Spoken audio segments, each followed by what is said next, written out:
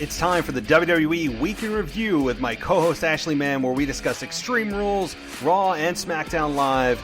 It all starts right after a word from our sponsor, Cast. Check out the Giant Voices podcast. My friend Carson Jones has on celebrities and entrepreneurs that have worked with huge brands like the NBA, Terrell Owens, and the host has worked with athletes like Arian Foster, Dennis Rodman, and others. Giant Voices has the experts and entertainment factor that will entertain, but also teach you how the world of podcasting works. Check out Giant Voices on Apple, Spotify, or anywhere podcasts can be found. Welcome to the WWE Podcast, your place for the most passionate wrestling analysis on the web. Just turn Roman heel. What is WWE waiting for? When other wrestling podcasts put you to sleep, you can count on the WWE Podcast to keep you engaged and asking for more. I've been watching wrestling for over 20 years, and that was one of the best matches I've ever seen. This is unlike any other wrestling analysis. So without any further delay, let's get the show started right now. And welcome to the WWE Week in Review. And this week I have Ashley Mann, who's my co-host of the show, and we discuss, my God, everything. I mean, really, everything under the sun, including, we even touch on CM Punk at StarCast, and she will be also attending the Raw reunion show from Tampa, Florida next week, which I am super jealous of, that she gets to see all those just massive wrestling stars next week in Tampa. So I'm really looking forward to her analysis from that show and live in-person review from it, so that'll be pretty damn cool. But really, we discuss everything from Extreme Rules to Raw and SmackDown, Kevin Owens' rise to his babyface role using the stunner, Kofi Kingston and Samoa Joe, the Planet's champions of Daniel Bryan and Rowan losing their tag team championships, and of course, just so much more. I really just love the chemistry I have with all my co-hosts, and this is absolutely no exception. So I'm just super grateful to be able to talk to them about wrestling, vent about wrestling, praise wrestling, and I do a lot of that this week, particularly with the Bray Wyatt introduction attacking Finn Balor, which I thought, and Ashley also thought, was very well done. So, but we'll get to her in just a moment. But first, welcome to the WWE Podcast. Again, this is a podcast by a fan for fans, and you can follow me on Twitter at the WWE Podcast. A huge week in wrestling, huge week for the show, and maybe some more news coming soon. I know I've said that a couple times, but things are moving on one front that I might be able to share with you guys soon. Excited about. And check out the website, too, for the latest on any podcast and any article. Just a new article went up about the NXT UK title. Just today, I released a podcast, or a article, rather, about that, and definitely check it out. Worth a read, very well written by one of my authors and contributors who does an awesome job, and all of them really do. So I'm so thankful for our team here at the WWE Podcast. I wouldn't be able to be what I am, and this show wouldn't be what it is without my co-hosts and contributors and really the listeners. So I just want to thank you guys so much for supporting the show. So let's just get to it. It's a relatively long conversation, as it always is with my co-hosts, but break it up into pieces. If you got stuff going on, stay cool. It's hot as hell, at least where I am, and anybody on the East Coast is just baking this weekend. It's supposed to get over 100 degrees here, which in upstate New York doesn't happen too often. Let me just say that. So stay cool, stay safe, and enjoy the show. As always, I'll talk to you next time, and I will be back Sunday with your Wrestling Nostalgia Show, and then start a whole new week of wrestling. So it just keeps on rolling here at the WWE Podcast. So thank you guys. I'll talk to you next time, and enjoy the show. Okay, at this time, I am now welcoming back to the show Ashley Mann, who is a co-host of the WWE Podcast, and looking forward to speaking with her. Always awesome speaking with her. And, you know, we were just talking off the air, Ashley. It always seems like 3 weeks, in a 3-week span, everything seems to change, and this is no exception. So I'm really looking forward to speaking with you. It's awesome to have you back, and hope you're staying cool. Hey, it's great to be back. Thank you so much for having me. Yeah, this heat is just unreal, man. It was 100 plus degrees here in Virginia. Just unreal. So it's one of those things that because you know how people are in the winter, they're always like, oh, I can't wait till summer, and then once you're in the summer, it's like, oh, I can't wait until the winter. A lot of people were saying that today, so it's just it's crazy. Yeah, that's so true. I mean, I love summer. And I am a summer person, but this is a little bit much. Even upstate New York, where y'all laugh at us up here who think it's hot when it's 80 degrees, we are under some kind of excessive heat warning. I mean, we were discussing this off the air, and it's just people are going nuts, and they're giving us warnings and check on your neighbors and don't put your pets outside, all this kind of crazy stuff.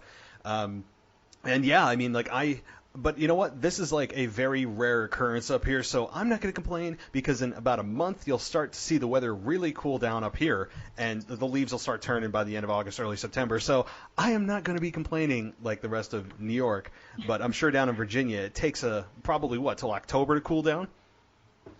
Yeah, normally September you start to feel the change. Mid-September time frame, yeah, definitely. But yeah, it's so crazy. People around here it's funny when you said about the whole heat thing with, you guys complaining in 80 degrees. It's funny because we do the same thing down here when we get 2 or 3 inches of snow. Everyone freaks out. And it's funny because one of my friends who used to live down here, who's from New York, she was like, girl, 2 or 3 inches isn't anything. Just imagine being in New York. So it's one of those things. That's so true. I mean, 2 to 3 inches, honestly, no one even pays attention. Right. But down here, school is closed for a week. It's just so dramatic. That's so crazy. No one would even bat an eye. I don't even think it's just a non-event. I mean, you have to brush off your car just every morning. That's just the routine. So, all right. Well, speaking of hot things, there's a nice transition for you. WWE right now is, well, I wouldn't say they're on fire, but they certainly have a lot going on. The Raw reunion show next week that kind of got dropped on us out of nowhere, kind of like an RKO. And we'll get to Randy Orton very shortly, too, with his assuming feud with Kofi Kingston heading into SummerSlam.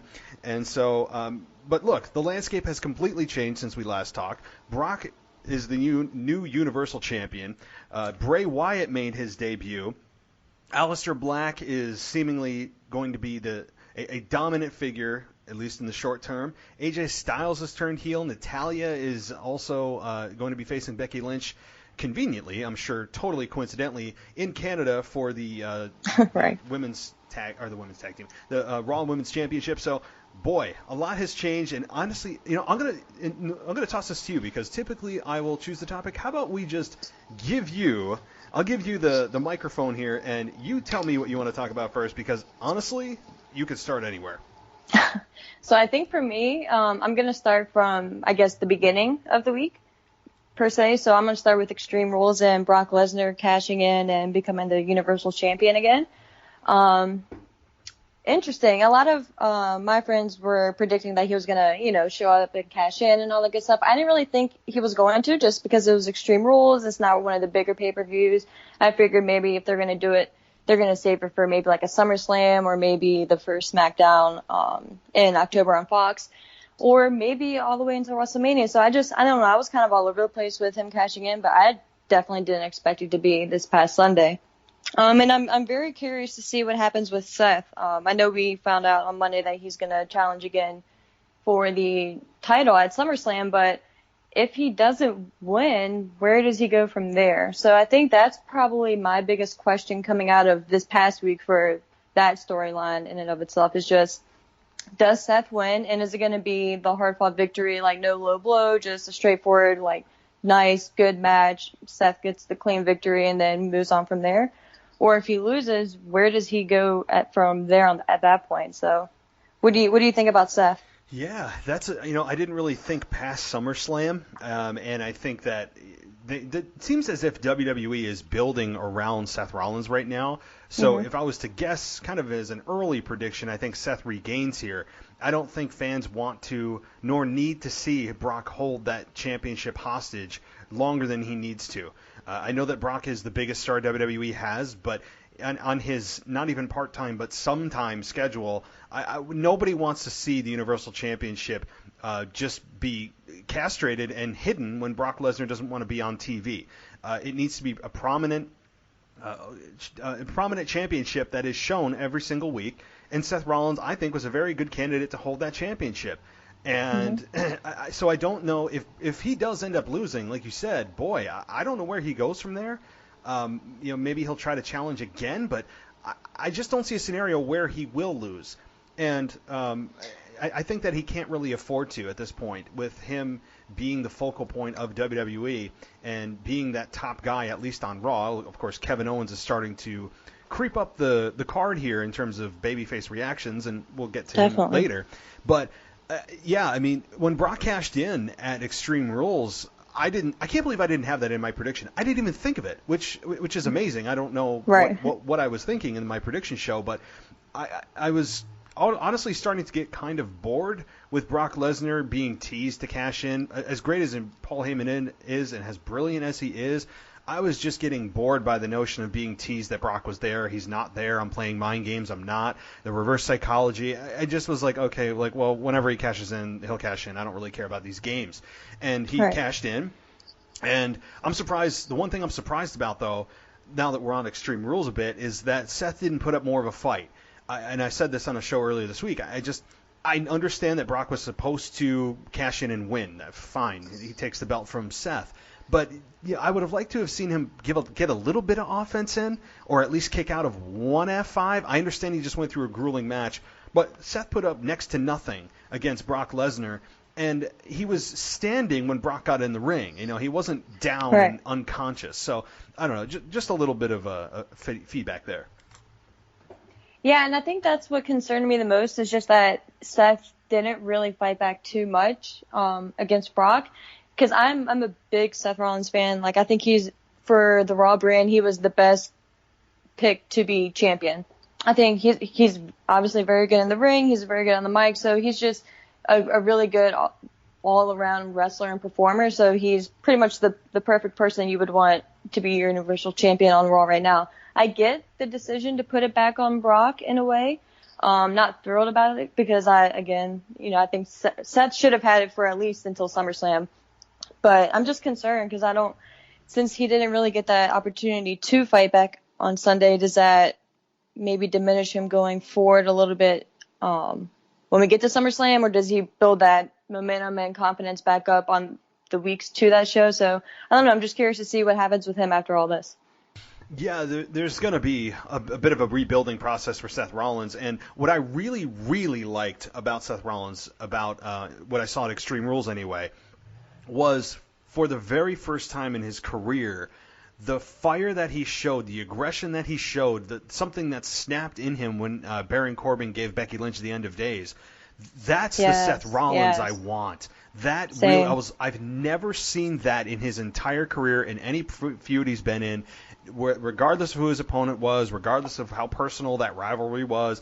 I've never seen him snap the way that he did on Baron Corbin, and that, to me, that spoke volumes. That was like Seth Rollins awakening on the inside.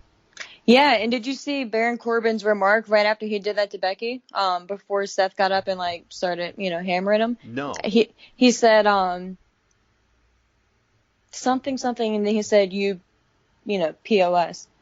Oh, I'm not going to say it out here. That. Well, right. I did not. Yeah, there's a clip of him. You can kind of catch it. I think they tried to, once they realized what he was saying, maybe switch the camera angle or whatever at the last second. But one camera shot, you could clearly see it. It was I didn't make out exactly what he said before that, but once he said that, I was like, oh wow.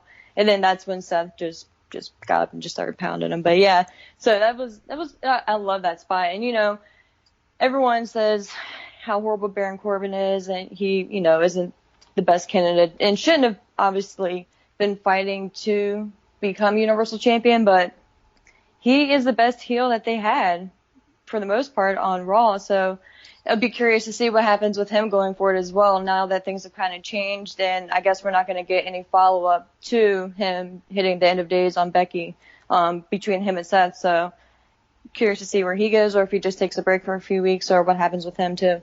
Yeah, I think it's a little bit of a reset button on him too. I mean, maybe he goes away for a little while, and I think he needs it. Yeah, I've been saying that for a while. I really enjoy him as a heel, but there's just been no break from him.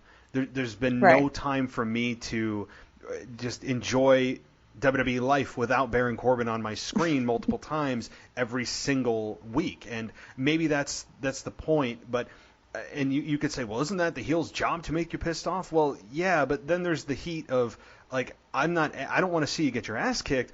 I'm just tired of seeing you on my screen. And it's a turn off to the program.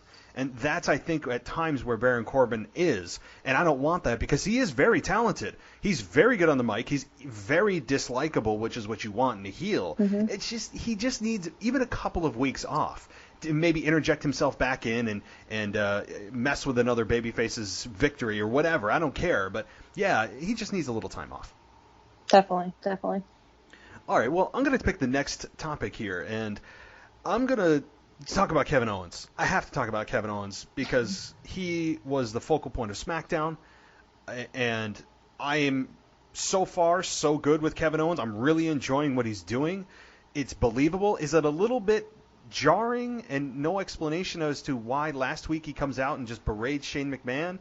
A little bit. I would have liked to have seen it been built up to that point, a reason behind it, but I'm rolling with it. I'm willing to accept that little bit of a plot hole and just accept the fact that Kevin Owens is babyface. And I believe this is a true babyface turn. I don't think this is one of those faux turns where he's kind of with the New Day, he's entertaining, he's eating a bunch of pancakes, only to have him turn on the babyfaces and make them look like fools. I think this is a true, finally, a babyface turn for Kevin Owens. He's using the stunner. That always helps. Shane has gotten stunned 3 times since he's turned. I'm really enjoying this right now. He's got a little bit of Stone Cold, and that's fine, but I don't want him to be Stone Cold version 2. I want him to be Kevin Owens version 1. And that's the key here is I need him to find his own identity, not just try to rip off Stone Cold's assets and his mannerisms. I want him to be Kevin Owens. And so far, I'm liking what I'm seeing. What do you think about this whole Kevin Owens babyface turn? Yeah, I agree with you 100%. And another thing that I really like about this whole Kevin Owens storyline is that it's completely separate from the title, but yet he's just as strong of a babyface right now as the champion is. So if we ever do get to that point where we see a babyface Kofi Kingston versus a babyface Kevin Owens, it'll make that match even that much bigger and better because we've seen them have 2 strong storylines and 2 strong solo paths, and maybe if they ever do meet, I think that would be a really cool moment and a really great match. So I'm wondering if we ever do get to that point. I'm just hoping they don't turn Kevin back heel maybe like anytime soon or anything like that, just because I think Kevin deserves this run throughout his career, especially on the main roster, because he had a few injuries and a few setbacks, but he is such a good performer, just like a Seth Rollins, but to have on the Smackdown brand and to kind of build the show around him. He generates that emotion and that good and fun feeling in the building. You can see it through the TV, so I can imagine what it's like, actually being there. So I definitely hope they keep Kevin strong going forward and just keep him on the right path this time. Exactly. That's the key here is that they have a long-term plan with this and not just a setup to turn him back to heel, which we've seen time after time again. This is a Kevin Owens that I want to see go all out and really give this time to breathe and not just have a short-term vision for this. I need WWE to be fully invested in him as a babyface for 6 to 12 months. Let this grow. Let this happen. Let's see how big he can be. If it's a failed experiment and in 6 to 12 months it's just not working, fine. I mean, maybe consider that. But that's how long it needs to really determine the success or failure of Kevin Owens as a babyface. And I was reading online today that, and from credible sites, that Kevin Owens has been given the freedom to now go off script and cut non-scripted promos. Oh, wow. Now, and I think there is some truth to that. I think that what they're going to be doing is not giving him complete control, but rather the old school way of just, hey, here's your bullet points. You can fill in the blanks and say whatever else you want, but we're going to let you have that latitude to just say what you feel and go out there and just try to just be yourself because it's working. And I think he's the perfect guy to do that. And to be honest with you, I think that's the way that promos should just be cut anyway, but they're allowing Kevin Owens to, quote, go off script. And I'm all for it because I think he has a lot of quick wit. He's very comedic when he wants to be, and he's just a very easy guy to connect with because he looks kind of like the common man. Exactly. Exactly, and I think what you said about his promo, and I hope that is true, that they're giving him pretty much free reign. And I think that shows how much the company is trusting him and supporting him and is, in favor of him for them to allow him that type of freedom. And I think between him and Sammy, I think maybe showed signs of that, a few weeks ago on Raw with the whole that segment, that electric chair segment thing. Oh, when he mentioned AEW, yes. Yeah. So I think we're starting to see more signs of that, and it's really encouraging to see that. Just the freedom and at least the opportunity that they're giving certain wrestlers. And, if it fails, then it fails. Like, there's nothing wrong with failing. And I don't know why that's become such a bad thing or like an appearance, I guess. But it's okay for them to fail, and I don't know. I don't know why they don't think that is right or that it is okay. I'd rather see a wrestler fail trying to be themselves than succeed trying to remember a script from a writer or Vince McMahon's brain, because it's just so obvious when they're trying to read their lines in their brain that it disconnects you from the storyline, because you don't believe what they're saying because they don't believe what they're saying. Right. So. All right, well, back to a little bit about Extreme Rules with Kevin Owens tying it all together here. He had a very quick match with Dolph Ziggler that ended with a stunner, and he gets the quick win, and Ziggler just continues to get stunned left and right, too, which is fine. I mean, look, I love the stunner. I think Kevin Owens needs to tweak it a little bit. It's not as smooth as Stone Cold Stunner. He's got a little bit of a movement and working out the kinks to get out. But overall, I'm liking it. It's one of the most famous, if not the most well-known finishing maneuver in pro wrestling history. So I'm fine with it. I'm totally fine with it. But he ends up getting a very quick victory. There's not really much to analyze about that match, but do you think they should have had this match at all? Would you have booked Kevin Owens differently at Extreme Rules or utilized him in a different way? I think if they were that pressed to have him on the show in some capacity, maybe do something backstage, like maybe have him walking backstage, and they bump into each other, or he sees him in catering or in the locker room or whatever, and, they have some type of confrontation, he hits him with the stunner there, you're done. I think they maybe could have done something like that if they were that compelled to get him on, on the screen in some form for that night, but I don't think the match was really necessary, and I kind of feel bad for Ziggler. Where do you go from here with him? It's just one of those things, like, I kind of had some hope for him when he came back this past time, but man, I guess it's kind of downhill from here for him, right? Yeah, Ziggler is a guy that, I don't know. I mean, he's a guy that is ultra talented in the ring. I would argue he's in the top 3 performers inside the ring, being able to sell. He can sell. There's a difference between selling and registering. He can sell and make you feel. He can make his opponent look like $1 million. He is solid on the mic. The problem is that he is a victim of years and years and years of misbooking, which has done almost irrevocable damage to his character, where you can't really go back to repairing it, because that even as good as his promo may be, or as authentic as it may come across, or as real as it may be, it's Dolph Ziggler, the man talking, not the character, whatever kind of quasi-shoot promo they want to do with him, you still know at the end of the day he's going to lose.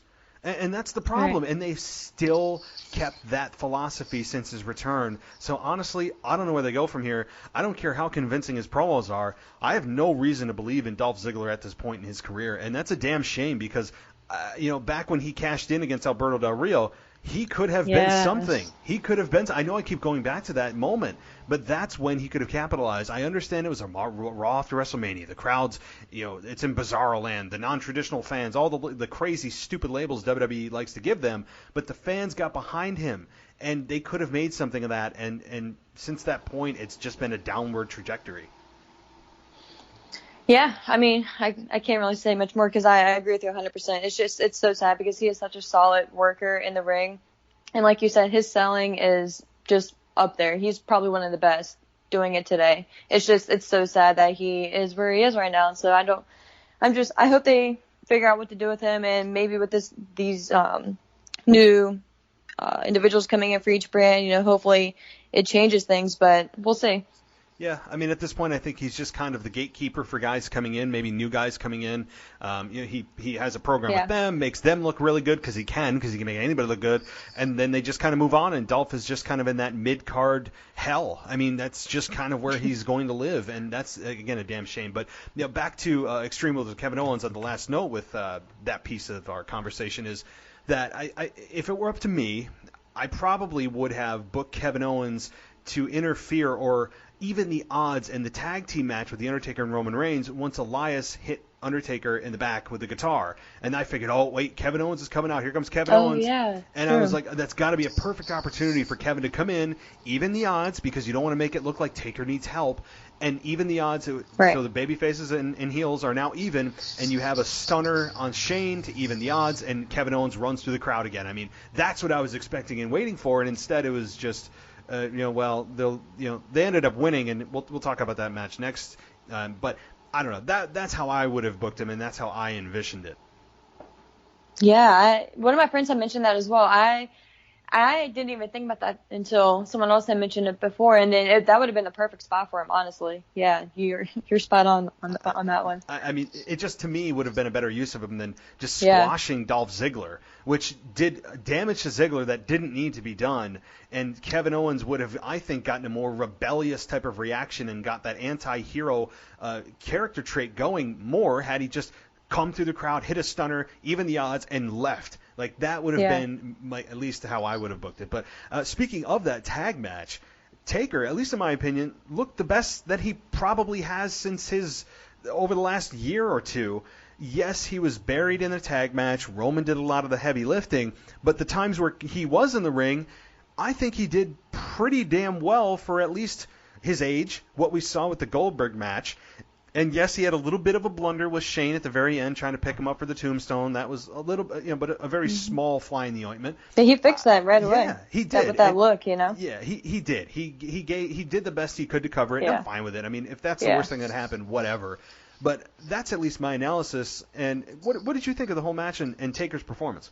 Oh, I was thrilled. I enjoyed it so much. I was really surprised that it went on first too. I wasn't expecting that because I thought that was the main event. I could have just made that up, but I thought I had heard that they were going to go on last. And to see them come on first was different. But it was really cool. It was a really fun start to the show. It was a really good match. And like you said, Undertaker looked amazing. He looked so much better than his match against Goldberg. And of course, it was different conditions and situations for that match. But I was so happy to see him back.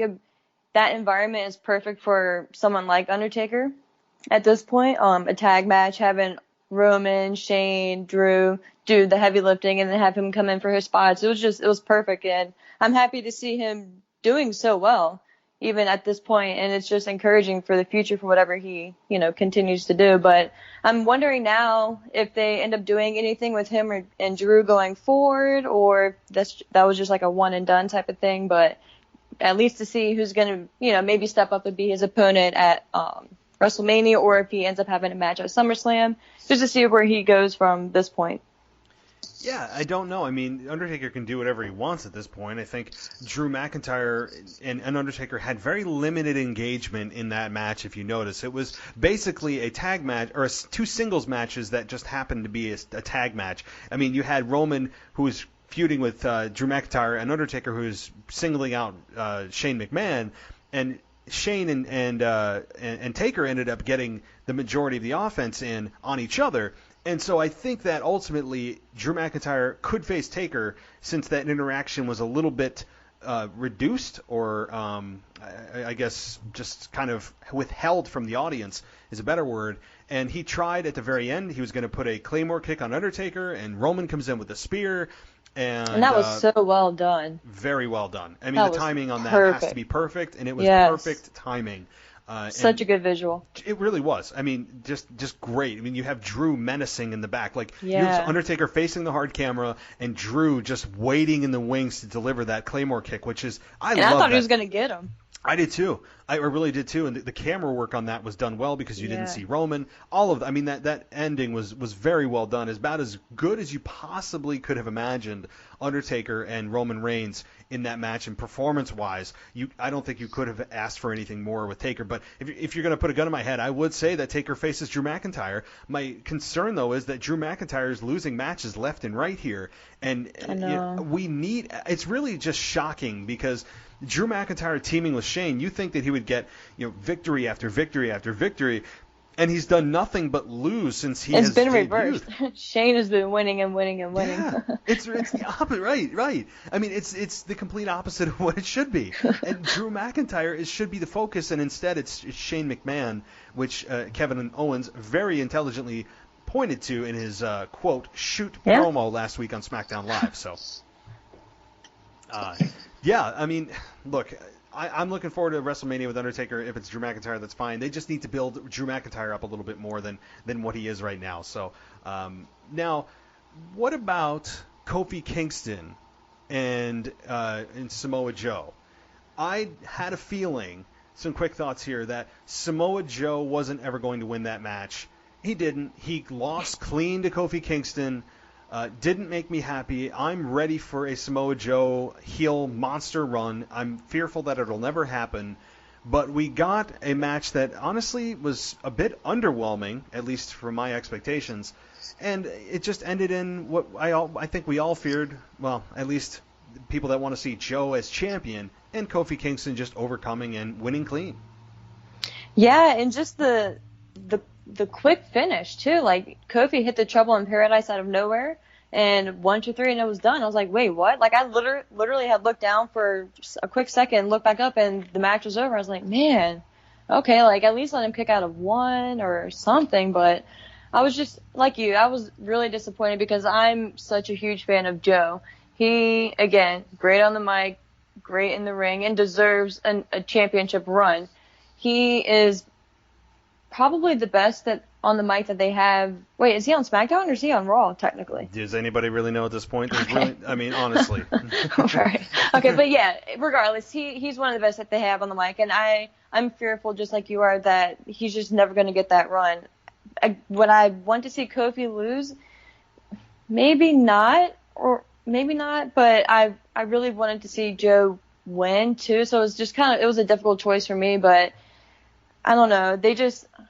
I think Joe's one of those characters too. He just needs to take like a break, just go away for a month or two, and then come back, refocus on him, and just let him have that monster push. So I hope for him, I think he's one of those top guys that I want to have them refocus on.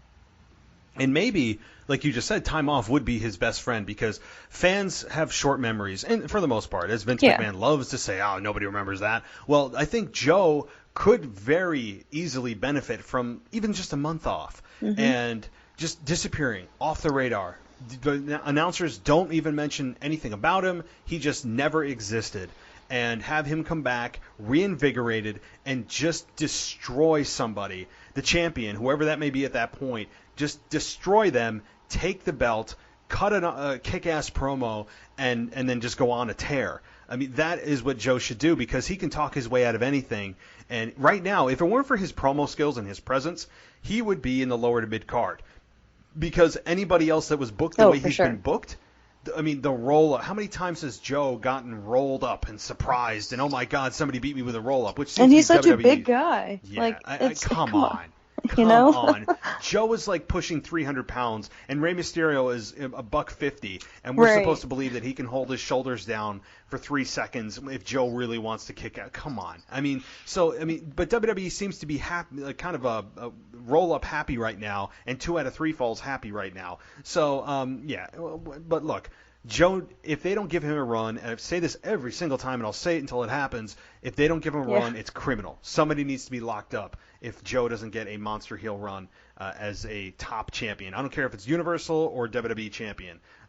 So that's just my take on it. But on to something better, I think, is, and I know that we're still a little bit on Extreme Rules, but I just have to ask you, what did you think of Bray Wyatt's debut coming in on Raw and going against Finn Balor and hitting the Sister Abigail and then disappearing? What did you think about this? Dude, I loved it. I loved it so much. I was kind of wondering why Finn was just like celebrating because he, just lost and he, had a rough few nights. And then all of a sudden when that music had that eerie little twist to it, I was like, no way. And then what they did with having him in the middle of the ring, having Finn in the position for the Sister Abigail, the camera work and those flashing lights, those rotating lights, oh, it was perfect. To the point where when we first got that first visual of the mask, I got freaked out. I was like, oh my gosh. And then when the spotlight came on, it was just perfect. Like, I just loved everything about it. At first, I didn't know. I was kind of thinking, like, is it specifically against Finn, or next week is he going to show up and attack someone else? Or at first on Monday, I was thinking maybe he was going to show up on Smackdown as well. He could have been a wild card and just attack someone else. So I didn't know if it was going to be like he just does it to random people type of thing. But if they do go with the Finn storyline, which it looks like they may be doing that, I'm wondering if we get the Demon at SummerSlam or if it's just regular Finn Balor, because I have heard that he wanted to take some time off and they're granting that. So I don't know if this is just going to be regular Finn Balor, the Fiend destroys him and, sends him away for however long he's going to be off for and then comes back. But I love what they did with Bray Wyatt, and I'm so excited to see what they do going forward. I can't say enough about how awesome it was to see him. And yes. You could hear the Long Island crowd, like, chanting, holy, you know what, I mean. Oh, and real quick, I'm sorry to cut you off, but I was thinking, because I think that happened, like, around the 9 o'clock hour, at least, Eastern time. And I was thinking, man, there's probably little kids in the audience, like little kids still watching it at home on TV, because especially in the summertime. And I'm thinking, like, and I love scary movies, like horror films, all that good stuff. And when I first saw that mask, I was like, yo, that's really creepy. So I'm wondering if, like, little kids got freaked out about it. But because it was just that, like, stunning with that first visual. It was just incredible. Look, I'm a 34-year-old guy, and I was still, like, I'm sitting at home going, if that thing ever showed up in my house, oh my gosh. I mean, imagine. Like, it was akin to when I was 14 years old, 13 years old, and I first saw Kane and his mask. Yes. His mask was scary enough, and his mask wasn't really intended to be that scary. It was just to cover up the scars from the fire that Undertaker set to his family or whatever they were doing. And so that was scary enough, and I was 14 years old. Fast forward 20 years, and you present a mask to me that I'm scared at 34. Man, I mean, so that Dude, was his mask. It was insane. His mask is just, it's so well done. It doesn't look hokey. It doesn't look like he went to Spirit Halloween and picked it up for $10. It looks like he got it done professionally by one of the top, I don't know his name, but one of the top guys in the like film industry who does masks for like all the like main thriller and like horror films. He got that guy, and he paid him apparently he paid him like personally to do it for him these previous months when he had been out. Well, that's an investment that's paying off dividends. I mean, for it sure. Is awesome. And the contacts that he has on his eyes, those yellow kind of creepy demon eye contacts are awesome. Mm-hmm. The makeup around his eyes, all of it, his outfit with the leather jacket, just the whole look, as you said, the lights, everything was just done so well. I mean, it was just awesome. And you only saw him for a glimpse. He didn't overstay his welcome. He hit his finish and he left. And would I like to see him maybe alter his finishing maneuver a bit? Maybe for a complete transformation. But I'm fine with him keeping Sister Abigail, even though she was burned. Her soul was burned by Randy Orton, so I don't understand. But, hey, I mean, so fine. If he wants to keep his Sister Abigail finish, that's fine. Maybe it's in tribute of her now. Yeah, maybe as a tribute. It could be. I mean, yeah, I mean, sure. At this point, it could be. But that's what I really love. And my prediction is that it probably will be with Finn Balor at SummerSlam, the Demon versus the Fiend. So it's like evil versus evil. Yeah. So if you're a really religious person, you may not want to watch that match and get highly offended. But look, I'm fine with it. I think what may happen, and if I was booking this, I would have next week Bray Wyatt come out as the co-host, that friendly kind of creepy co-host in his sweater, talking about, I don't know, Finn Balor in kind of like a condescending, creepy way as he would in one of his videos. I mean, I want to see the turtleneck Bray Wyatt come out occasionally. I don't know how he's going to balance the Fiend and the sweater wearing kids show, but kind of a quasi horror movie presentation. he said that he can control it, so that tells me he's not always going to be the Fiend, and he'll bring out the Fiend when he needs to. So it'll be interesting to see how he balances that. Oh, for sure. And I think if anyone can pull it off, Bray Wyatt can pull it off.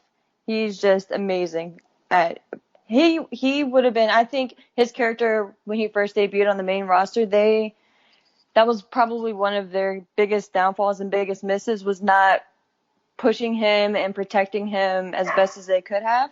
So now that he's got this second chance and just entirely different character and these two different personas, I think if anyone can pull this off, he definitely can. And I would love to see, I think he has to, right? He has to come out as normal Bray Wyatt with the sweater and the khakis and all that and do something, right? That guy has to show up, because it would only make sense, and since that was the main point of the videos they have been putting out. So I just feel like they have to tie that into it somehow. They would have to. Because that's how he spent the majority of his time, was as the sweater wearing the evil Mr. Rogers. And so I want to see that version of him, because that's what really was the stark difference from the Eater of Worlds. And he comes out. I remember the very first episode, people are tearing it apart. Oh my God, what are they doing to Bray Wyatt? They're destroying him, and people are losing their minds. And then week after week, people started to get extremely intrigued. Like, well, what is this? Like, he's going all in with this. Like, what is this about? And he brought me in from day one. I've never been against what Bray Wyatt has done so far.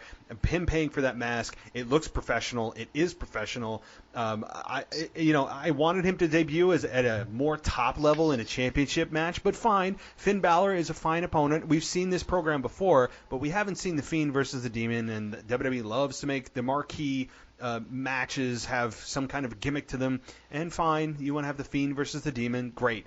I think that Bray Wyatt cannot lose, so I don't think that's going to shock anybody to predict 3 weeks out that the Fiend is going to beat the Demon for the very first time, because the Demon, if mistaken, or correct me if I'm mistaken, but I don't think the Demon has ever been defeated. I believe he has a perfect record. Is that correct? Yep, that's correct. So this could very well be the end of the streak for the Demon. And so, again, I'm really looking forward to it. The creepy music and Finn's music kind of like fading out, and the lights slowly. Oh man, it was perfect. A+ all the way around, and A+ the production, A+ to Bray Wyatt, camera angles, lighting, mask. I mean, you name it. It was just something I popped for. And the crowd was right with me and you, and I think many people at home chanting the holy chants, and so loved it. All right. Well, yeah, one more thing before we move on about that real quick. I'm sorry. I was just wondering, do you think another reason why maybe he chose Finn Balor was this Fiend and kind of him talking about his past and the videos that we saw? Do you think that maybe he's going back and like getting retribution for people who did him wrong in the past? Like, so he's starting off with Finn. You think maybe he'll go after like Daniel Bryan, Randy Orton, kind of like people who've beaten him in the past to try to like, take, just like maybe for bragging rights or whatever, or just to go down that path for whatever reason that he comes up with. I was just, because, he did have that feud with Finn. I don't remember how long ago it was now, but I think it abruptly ended because that was around the time when he got, what was it, mumps or something? When they had that breakout, that sickness, maybe a year or so ago. But, I was just wondering if you think that maybe they're just, like, revisiting his past in a way. I think there is so much to this Bray Wyatt character that it's like layers upon layers, and the promos that he cut week after week from his set of the creepy children's show. There's so many Easter eggs and nuggets and layers to this that it's almost a full-time job to try to dissect all of it. It could be as simplistic as that.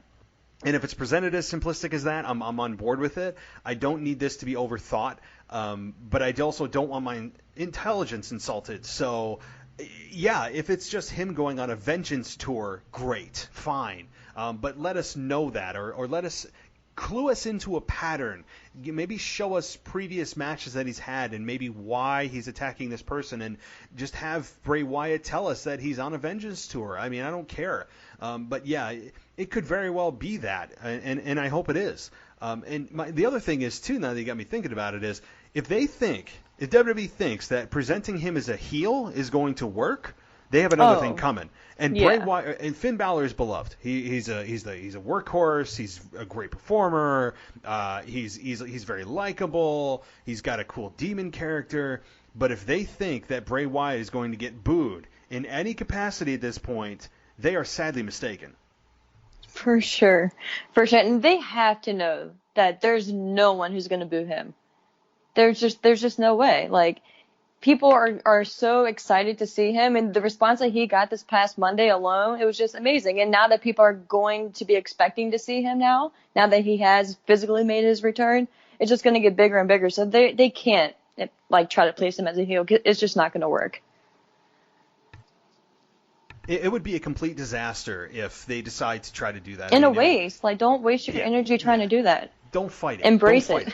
I mean, when is the last time a returning star got a holy chant that of that capacity? Really, when is the last time it happened? Maybe when Sting debuted, when I don't know, it was like a statue or something that they unveiled, and Sting was actually underneath the tarp or something. Yeah. Maybe I think it happened then. But those chants, those two particular words don't happen too often, and it's only done when the fans feel something real. Mm-hmm. It's not done as just kind of like, oh, it's a cool thing to chant, or this is awesome, which is completely overused. That chant is saved for special moments, right? And when they feel something that's real, and so WWE has something here. And they need to make sure that, as you just said, don't waste it, don't fight it, don't paddle upstream. Just go with what the fans are telling you. So my fear, though, is that he's going against Finn Balor, who is a beloved star. But I think he's got a little. Finn Balor is just kind of fading into the abyss right now. I mean, he lost to Samoa Joe, even though he hit the coup de grace and was standing there celebrating like he won the match. As you said, it makes no sense. But it was a setup for Bray. But Finn is a beloved star, and so my concern is that even though we feel that he should be a babyface, and the reaction says he should be a babyface, it's against Finn Balor. So that's my only small concern. He didn't go after a heel. Same here. I'm right there with you. All right. Well, I think we've covered Bray Wyatt. I mean, Bray Wyatt is just. I think he's going to be a weekly talking point that is going to fascinate us for every single episode of Raw, which I believe he's a Raw star, considering that he debuted on Raw, even though there was no official draft or notice that he's on Raw, and he didn't show up on SmackDown. So I would assume that Monday Night Raw is his home. So, okay.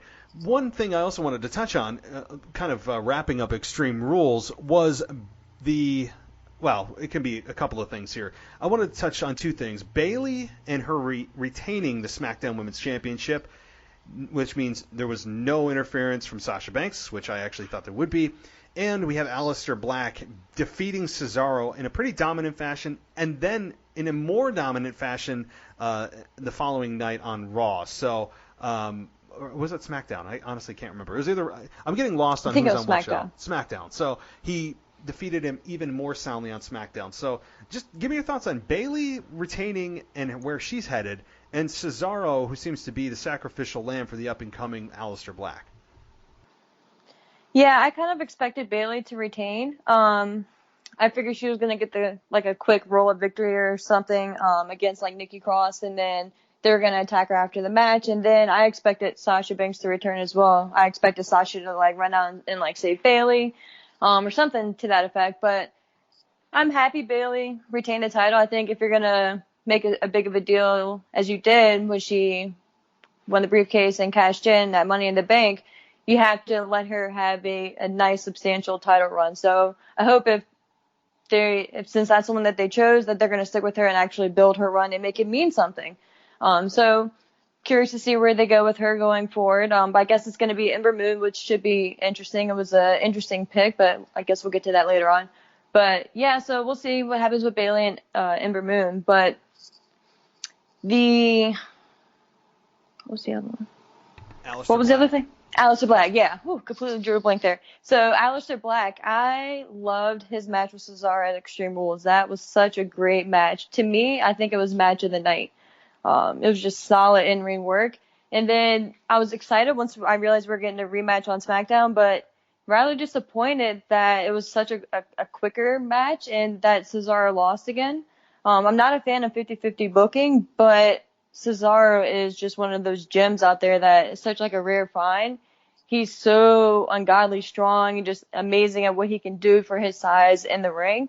So I really want them to refocus on him and kind of redirect his character going forward and just keep him on Raw, have him be done with Aleister Black, and just have his own path on Raw and just be completely done with this now. But it was a great match, though.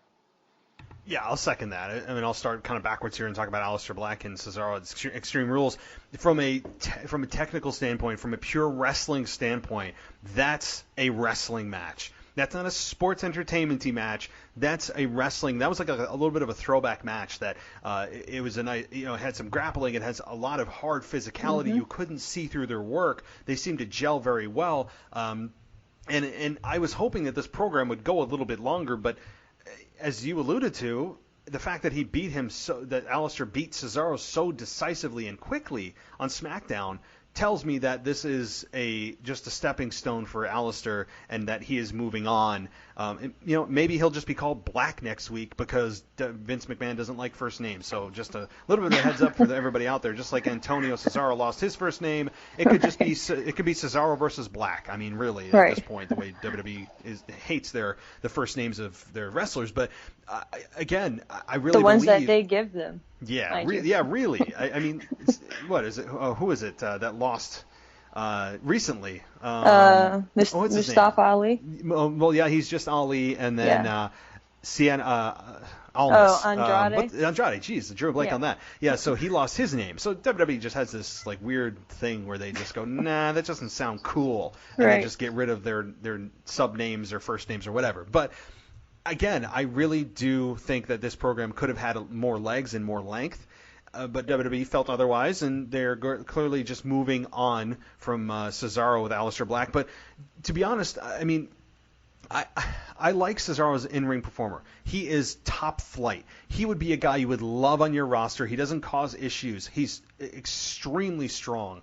He's a good-looking guy and has marketability. He just doesn't have any kind of personality that's shining through. I don't think he knows how to present who he is with the volume turned up to 11. And now he's gone. So he's gone from like Antonio Cesaro to James Bond to The Bar, which felt forced, and then he's into this like kind of like techno 80s galactic music with like kind of a space suit. I mean, I don't know what he's wearing now. I mean, it's not bad music, it's not bad attire, but I don't know what you are, and you're wearing the bar mouth guard. So I don't know what you are. So the fans are having a hard time relating to him, even though when he gets in the ring, he can go with anybody. So I think that's the disconnect here, is he never has really found his persona, and that's the key, and he's missed that. But Aleister Black is extremely intriguing when he's doing his promos backstage, the way he enunciates words.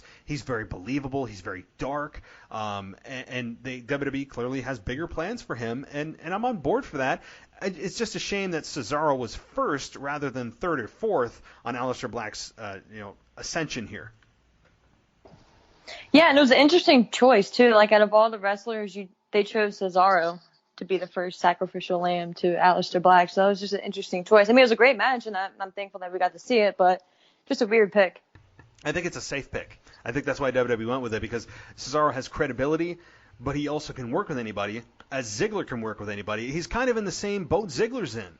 True. I mean, he's kind of akin to Zig. He's like the version of Ziggler on SmackDown Live, he wins occasionally. He never wins the big one, and he doesn't have a true personality, so it's hard to get behind him and get attached to him. He's kind of a Ziggler. But I think Aleister Black has big things in his future. I think WWE believes that. I hope that he continues with his backstage segments and, saying that who's next to knock at my door. I like that, and then you just hear somebody knock and you don't know who it is. That's a good hook. So I'm behind. I know more about Aleister Black than I do of Cesaro, who's been there 6-7 years. So very true. Yeah, I mean that's the issue with Cesaro. But all right, well, moving on here to a little bit about the women's division, and we already talked a little bit about Bayley, and we talked about the kind of weird little program she had with Nikki Cross and Alexa Bliss that has now kind of faded away, and we've moved on. And now, I know I'm jumping around a bit, but this is the way my brain works, is that we are with Bayley and Ember Moon.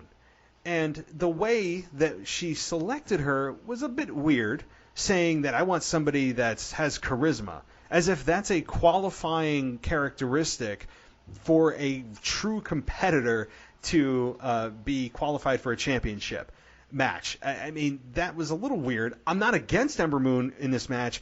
The way that they got there doesn't make a whole lot of sense to me. Just kind of her indiscriminately choosing Ember Moon to be her challenger for SummerSlam. It's new. It's a new matchup, so that's good in of itself, I guess. But it felt a little bit unearned by Ember Moon, at least since it happened like so quickly, and there was no tournament. There was no number one contendership. It's just Bayley, who happened to be in the ring at the same time as Ember Moon, and, oh, well, you're here. I'll face you at SummerSlam. So kind of a mixed feeling on it. What did you think? Yeah, it was a very random pick. Because I was trying to think, I don't recall off the top of my head ever seeing them wrestle one-on-one like on the main roster. I know they had a match back in NXT, but I don't recall if they ever did anything on the main actual roster like Raw or SmackDown. So it's just an interesting choice. Like, I don't know. I mean, I guess it's WWE acknowledging that, we want new, fresh matchups, or at least, like, doing something different, or, giving other people opportunities.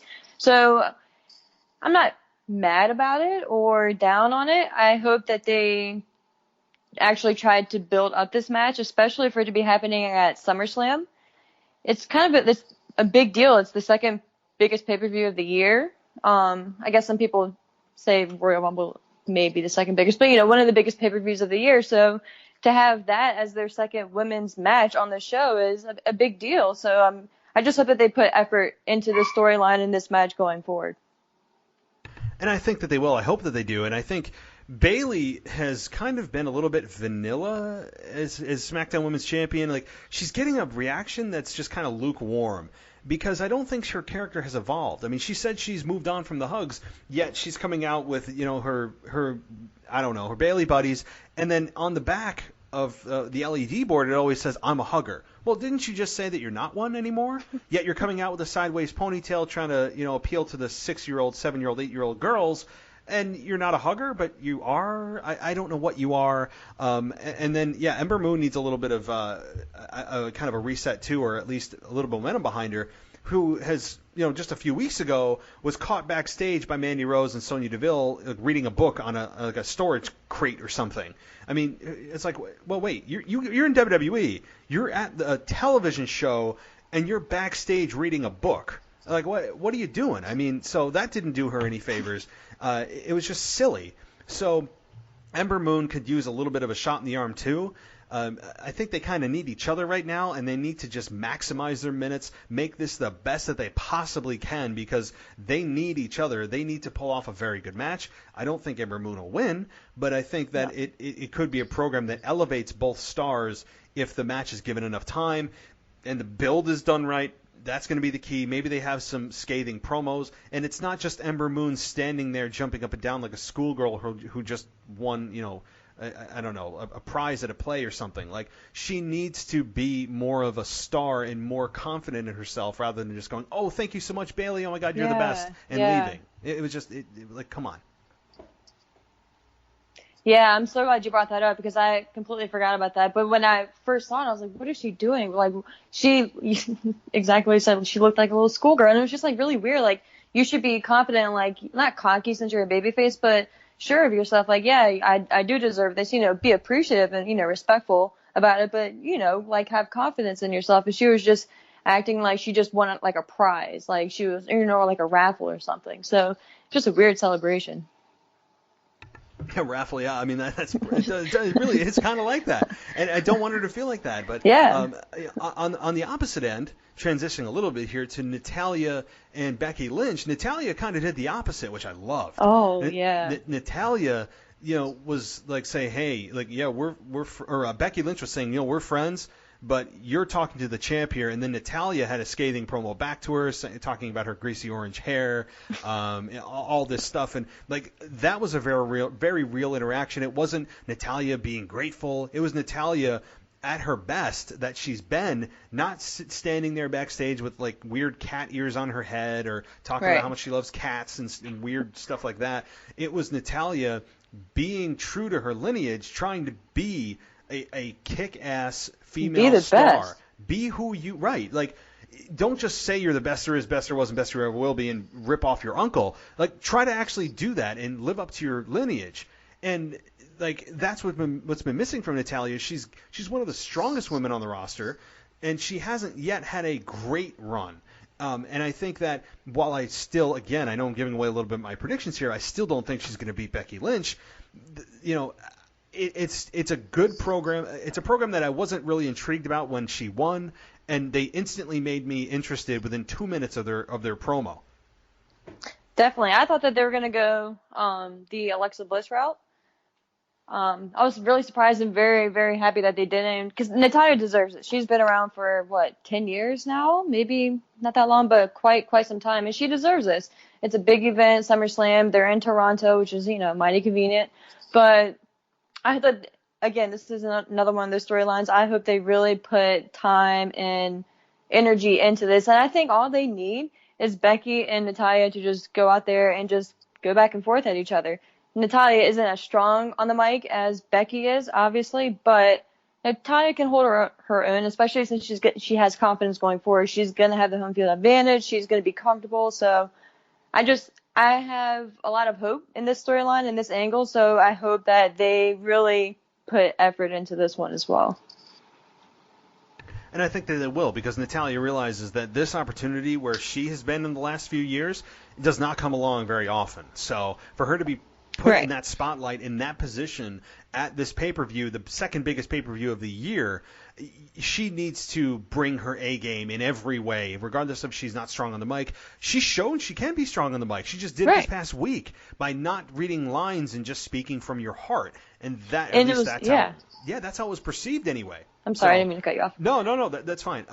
But yeah, I think what's more interesting to me beyond this, and I'm looking forward to the match, and I think that Becky Lynch will be taken to the limit, as WWE likes to say, with everybody taking everybody to the limit, because there's apparently just everybody's on a level playing field. But I think that this could be a very good match. My even more intrigued piece of this match is, how does the crowd react to Becky Lynch when Natalya is in her home country, but Becky Lynch is the people's choice for the women's champion, and she won it at WrestleMania and all this stuff?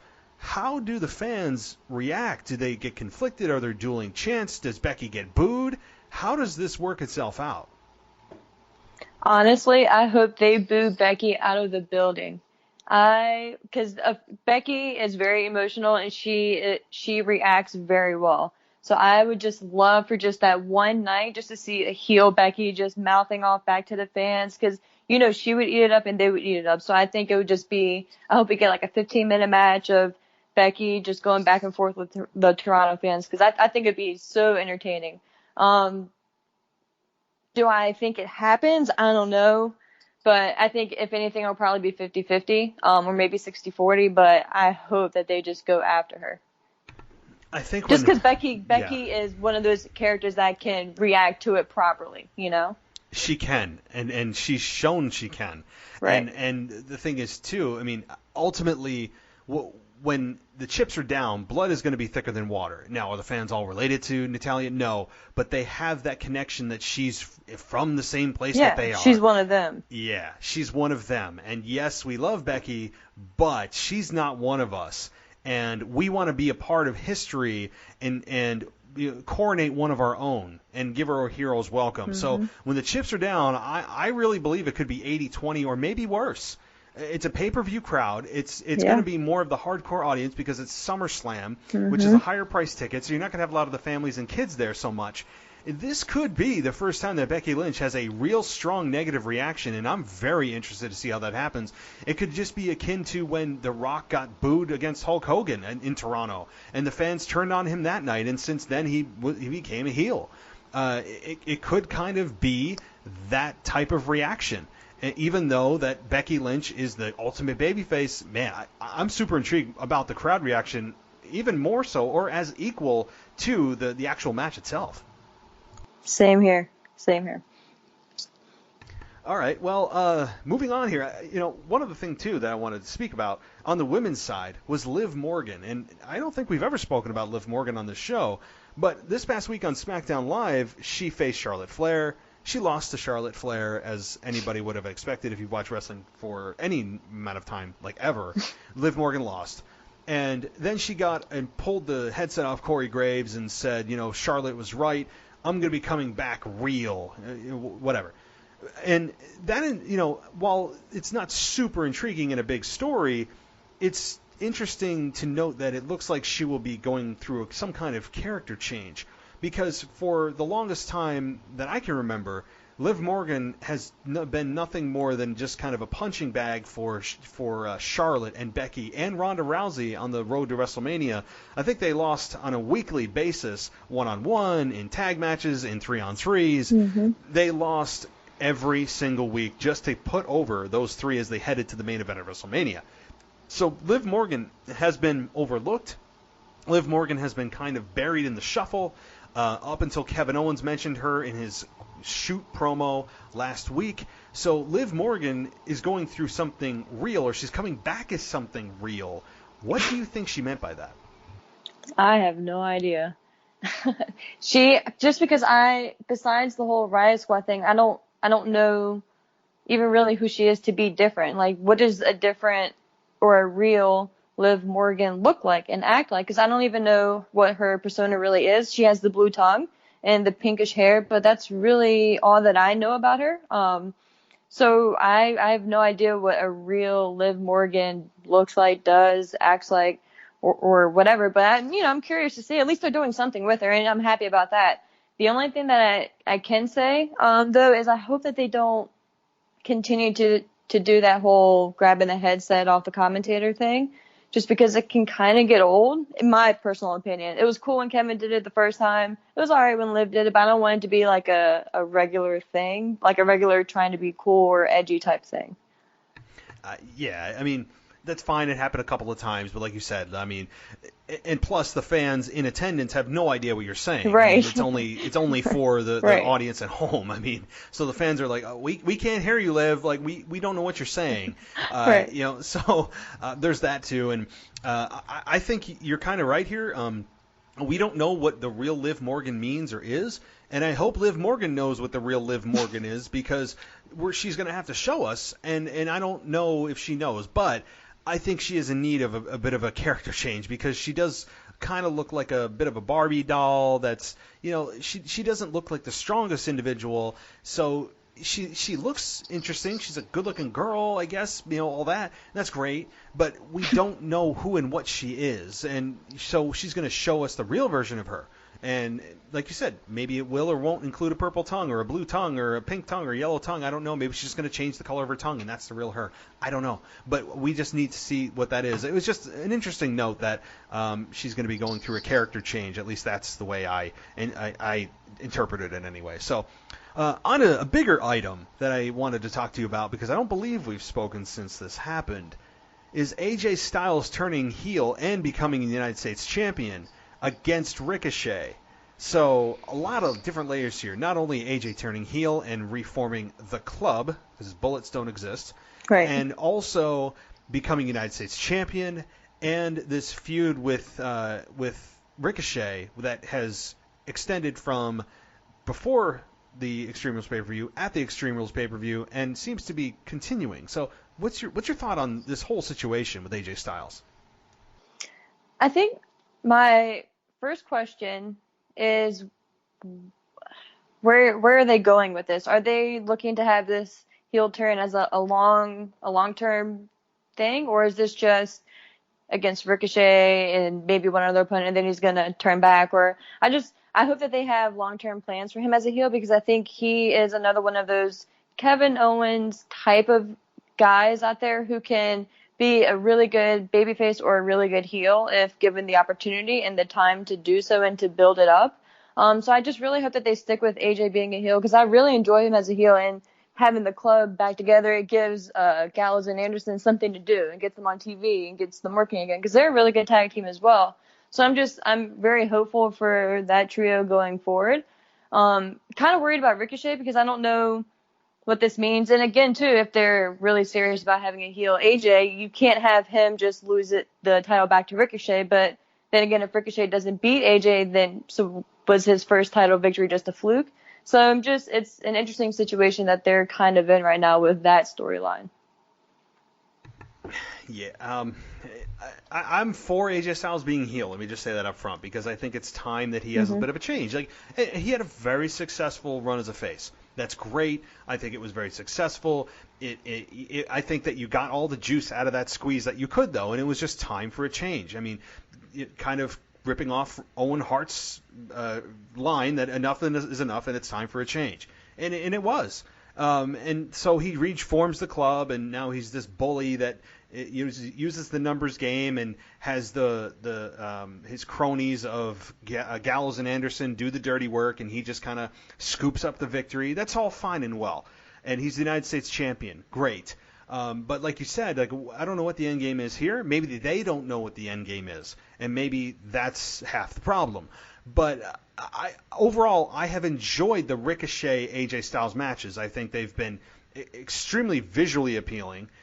They are both crazy athletes, especially Ricochet. I think Ricochet exceeds AJ in the athletic department. I think if you're going to put athleticism only as a criteria for ranking the WWE wrestlers, you would put Ricochet at the very top, because he's just insane. He's absolutely insane in terms of what he can do inside the ring. It makes it look so easy. Yeah. It's frustrating. It's like, are you serious? Yeah. Really, dude? Seriously. And I'm sitting there and I'm like, I can barely touch my toes when I bend over. I mean, no, really. I mean, I'm not obese. I'm super unflexible. So it's like I'm sitting there like feeling bad about myself, and he's doing like 720 splashes and, just all this stuff that's superhuman. So I mean, it's awesome. And he's just so good in the ring. And honestly, he's got a okay promo from what I've seen so far. He's got a little bit of a charisma to him. We haven't seen truly who he is yet, and that's fine. But WWE clearly is focused on him being a top guy in the next couple of years, and that's good. My concern is that Ricochet and his style of wrestling doesn't have a long shelf life. The way that he performs, while it's crazy and it's just insane, and he has counters that you've never seen, and nobody's ever done that many flips, and all that, and that's wonderful, but my concern is, number one, it's super high risk. I mean, you have the margin for error next to zero, and the bumps that you're putting your body through on a nightly basis are more than you need to. I understand he's using this style to get himself over and to get people to pay attention to him, and now that they are, I think he should scale back a bit and not rely so much on crazy spots and 400 flips, and just be concerned about in-ring psychology and telling a story that doesn't involve you throwing your body on the ground 400 times, that's going to ultimately pull back from the number of days you're going to be competing in the ring, because you're just putting mileage on your body at a crazy rate. Yeah, one more thing, if you don't mind, about Ricochet. I think he kind of reminds me of a RVD or a singles run Jeff Hardy type of guy, where they're phenomenal in the ring, high flyers, all that good stuff. Just the fans, like all demographics, children, men, women of all ages, like everyone really digs and enjoys their character. But it's going to take a few years of building him up in the mid-card level, like U.S. title, IC title. I think that's the perfect, maybe even tag team titles. I think that's the perfect spot for him right now. But I think he's one of those guys that if you just stick with him for a few years and just really give him a good push and protect him well, he could be a top guy in the future. Because the promo thing will get better with time. He's not horrible, but he's not the best, obviously. But I think that's not an easy fix, but something that you can definitely work on and just get him more comfortable with. Like maybe do more backstage promos first, or just like small interviews or pre-recorders, stuff like that. But I think if they stick with him, they got a really good talent there. They do, and yeah, the promo thing will come with time. I'm not concerned about it. He seems very comfortable on the mic, at least from what I've seen, backstage with his interviews with Charlie, and all that. He just seems like too nice of a guy right now. I need a little bit of an edge from him. I don't need him just kind of being happy-go-lucky. Oh my God, look, I'm here. It's my dream to be here. Oh my God, I'm in WWE. I just want to be here. I'm so happy. I need him to just have a little bit more of a depth to him, not so nice. And not that everybody needs to be an anti-hero, but I need a little more depth from him, and that's going to come with time. But right now, he's doing things inside the ring that are catching people's attention, and I look forward to seeing Ricochet. And that, I look forward to seeing his matches, but I don't want him to become a one-trick pony where people are just interested in him because of the things he does in the ring as far as the crazy spots. He needs more than that, not just for longevity and success as a star for the future, but his own health. So, yeah, I mean, his promos will come in time, and I'm not worried about that, honestly, in the least. I think he will be fine in the mic. Given enough time, use the live events that are non-televised to work on that, and he'll be just fine. So, another thing that I can't believe I forgot, but I just wrote down because I didn't want to forget, that I wanted to talk with you about is Daniel Bryan and Rowan. Oh, again, yeah. not Eric Rowan, just Rowan. Just Rowan. Losing the tag titles at Extreme Rules, and then the follow-up to that really being nothing of Daniel Bryan coming out, and they teased a career-altering announcement from Daniel Bryan. He comes out 3 times teasing like he's going to talk and pulls the Chris Jericho of 2010 and just says nothing every time he comes out. What's your thoughts on them losing the belts and this, quote, career-altering announcement that we never got from Bryan? Yeah, I'll go with their loss first. I kind of figured they were going to lose. I thought Heavy Machinery was going to win. I didn't want them to lose. I love Daniel Bryan and Rowan as a tag team. Daniel Bryan is just amazing, obviously. So I thought having him with Rowan and having them be the champions and just have a nice, decent run, I thought it would have been great for Rowan. And for, Bryan as well, just to do something different, not being wasted since he's not in the title scene right now, just, having something to do actively each week. Now, when I heard it was going to be a career-altering announcement, I was like, oh, man. At first I was concerned. Is he injured again? Does he have to retire? Something of that aspect. But then I saw the interview he did after that match. So they actually got me. I was really expecting to hear him come out and make, a huge announcement or just go crazy or do something big, and nothing really happened. So I was actually really let down by that. I was too. I mean, I was thinking okay, I didn't think it was an injury-related thing. I didn't think it was another retirement speech. I honestly didn't know what to make of it. And then we got nothing. And maybe that was supposed to piss us off. I was actually angry.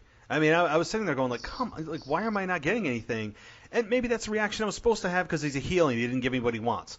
But the promotion was promoting him giving a career-altering announcement, not Daniel Bryan telling us. Right. So I was kind of pissed at the promotion for giving us that and then giving nothing. I mean, maybe it was Vince McMahon at the last minute going, you know what, Bryan, I don't know, I'm second-guessing this. We might do something different next week, so just go out there and say nothing. I mean, I wouldn't put it past Vince McMahon to do that. So maybe it was a last-second call of doing that, or maybe this is strategic. And it was supposed to be just pissing off the crowd of not speaking and just coming out there and doing the Chris Jericho routine when he returned, I think it was 2010 or so, when he did the same thing, coming week after week after week and not saying anything. I don't know.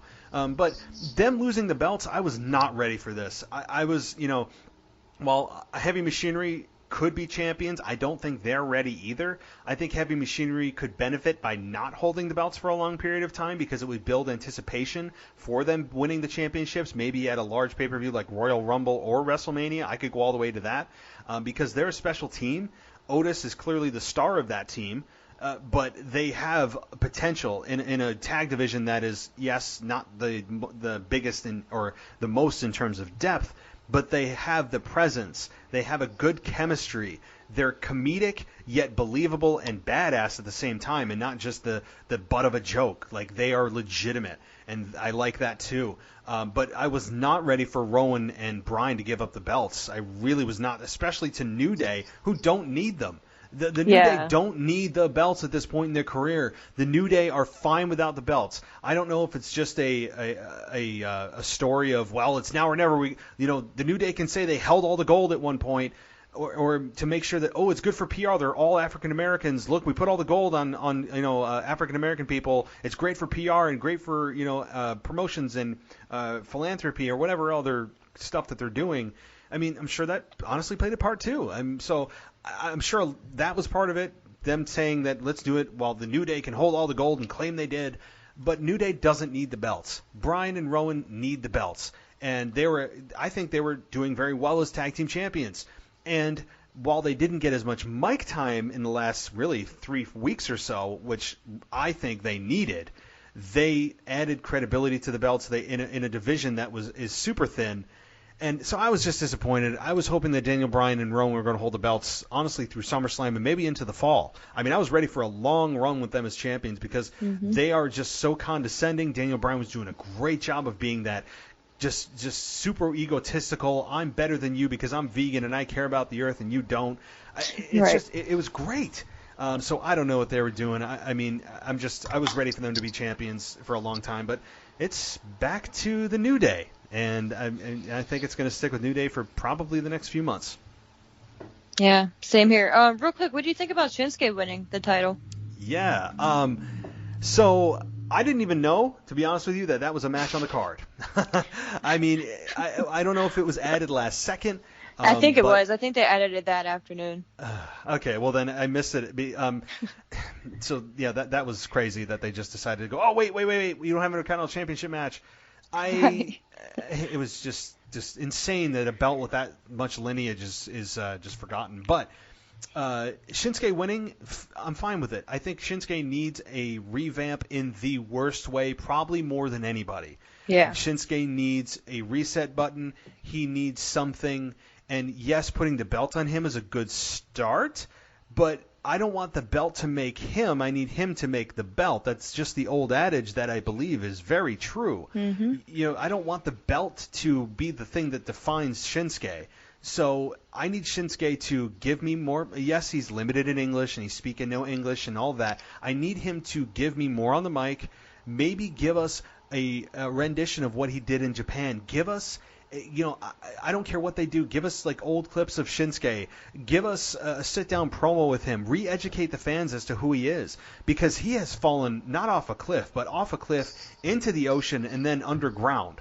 I mean, he has just gone from main eventing WrestleMania to low blow happy to no speak of English to in a tag team with Rusev to the abyss of nowhere and then back to the Intercontinental Championship. So he's kind of risen from the grave, but I need him to give me more, re-educate the fans as to who he is, remind us of what he's done in Japan. You don't have to shy away from another promotion that has not going to impact your business and aren't true competitors to your business in any way.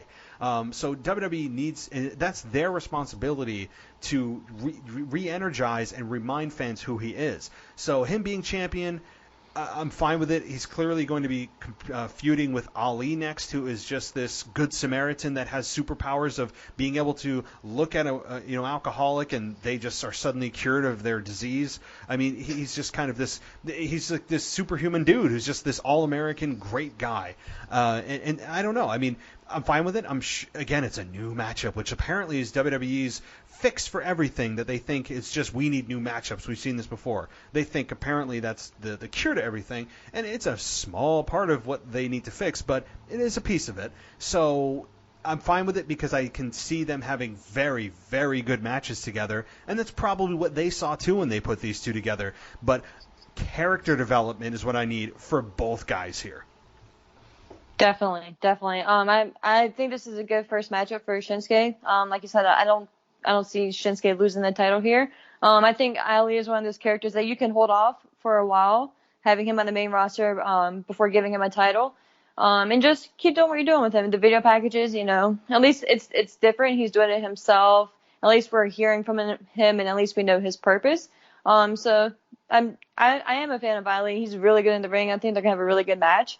But I just hope that they, like we've said about many other wrestlers tonight, I think that they really need to focus on Shinsuke, rebuild him, and just go all out with him, because he is such a good get for them, and I think that they just really need to believe in him. He needs to put forth the effort, and they just need to meet on common grounds and then just agree on what they're doing with this character and the direction, just go all out for it. And I agree with what you said, but I think, too, that they need to not just rely so heavily on his entrance to get him over. Oh, for sure, yeah. Because I think that was one of the faults with WWE's presentation of him in the first go-around, was, he's a rock star. He's like a rock star. He's a rock Robert star. Roode. Yeah. I mean, look at it. Robert Roode is a one-trick pony, too. He's a one-word entrance one-trick pony. That's what he is, and it's unfortunate. I mean, look, Bobby Roode, outside of the word glorious and outside of his entrance, has nothing. He is wrestler A. I mean, he doesn't even have the mustache anymore. He has a full beard. Yeah. I mean, at least the mustache, whether you like mustaches or not, was something that differentiated him right. from the roster. Yeah. I mean, bring back the stash. I mean, hashtag bring back the stash. I mean, I'll start the trend. Yeah. But yes, Shinsuke needs something beyond his entrance. Even if they go back to his old entrance and don't give him the kind of abbreviated heel version of his music that he has now, as good as his entrance is, and his entrance is amazing, and his music sticks in my head all day. And it's great, but it's very superficial. Like, entrances are great, and you need a great entrance to, I think, be great in WWE. But he hasn't put it all together, and WWE hasn't put it all together yet. And I need Shinsuke Nakamura to give us the character development, give us your backstory, sit down with an interview, give us a video package, do something and remind us week after week of who and what you've done and where you are and what you want to do. Give us a mission statement. Don't just give us these one-liners. I think this week he said that he's a storm in a bottle and the glass is broken and now the chaos can rain down or something like that. Very generic. Yeah. I mean, like, I don't even know what that means. Like, okay, you're going to just rain chaos? Like, I don't know what that means. I mean, anybody could say that. I mean, that's just a generic statement. Outside of his very, very heavy accent, there's not much different about that material of the promo. So, I don't know. I think Shinsuke has a chance here as Intercontinental Champion. I hope he's not a transitional champion. I hope this is a long-term something with Shinsuke. Me too. And speaking of SmackDown Live, I know we've jumped everywhere, but again, that's just what we do with Wrestling Talk, is Kofi and Randy Orton. And yes, this was a six-man tag, but it looks like Randy Orton is going to be positioned to face Kofi Kingston at SummerSlam. I mean, it's not official, but that looks like where they're headed. And Randy Orton hit the RKO out of nowhere and got the 3 count. And what I like here is, one, the RKO is very protected. What I mean by that is he never or very rarely do opponents kick out of the RKO. That's a very rare thing nowadays in a time and age where finishers are kicked out of on a weekly basis.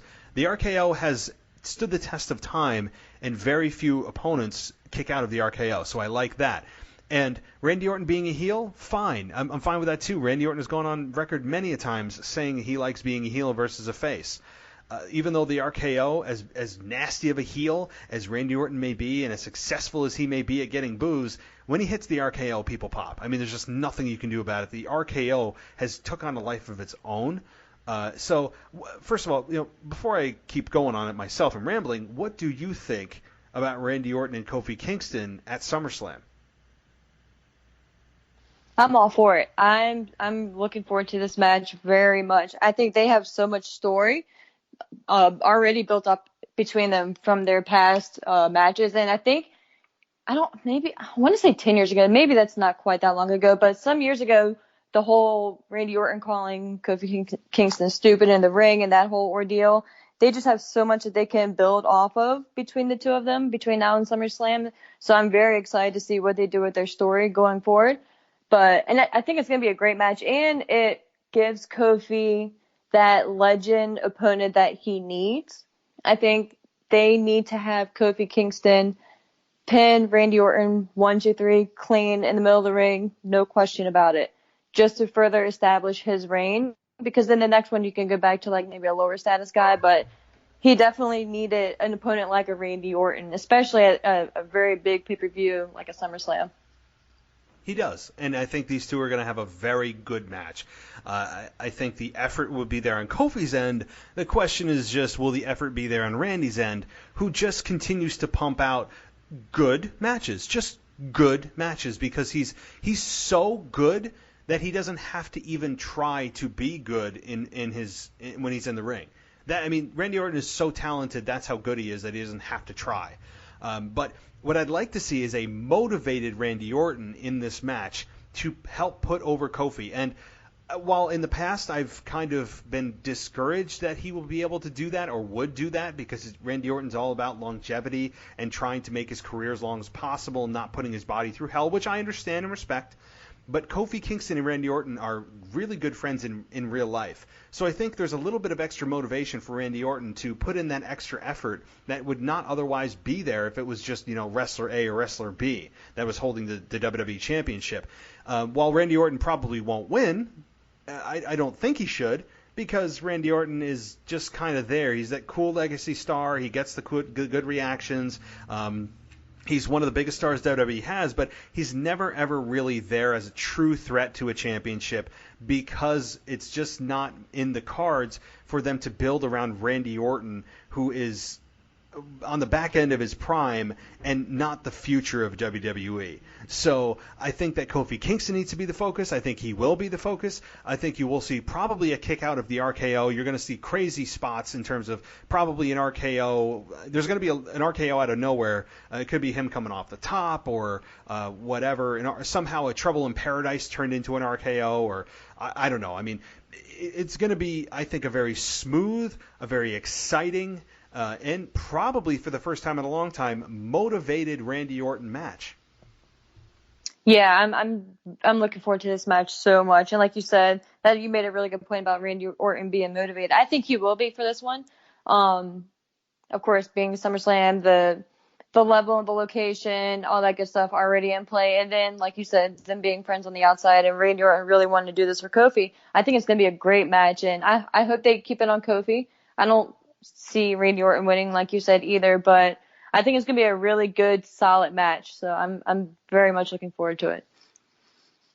And we can't end the conversation. Again, this is just the end of my bullets. If there's anything else that you want to discuss, absolutely, let me know. But the end of my bullets has the three numbers of 2, 4, and 7. So I can't not have a conversation with you without discussing the 24/7 championship, the preposterous, just flamboyant, crazy, wacky, creative that is the 24/7 championship. And there's a lot of ways to look at this, and we've discussed it before, but it just continues to get wackier and wackier with Drake Maverick and R-Truth, who honestly, like, as stupid as some of the storylines may be, and you have to just completely turn your brain off to a level that's almost zombified of not thinking about the fact that there's a camera, a large piece of, thousands of dollars worth of equipment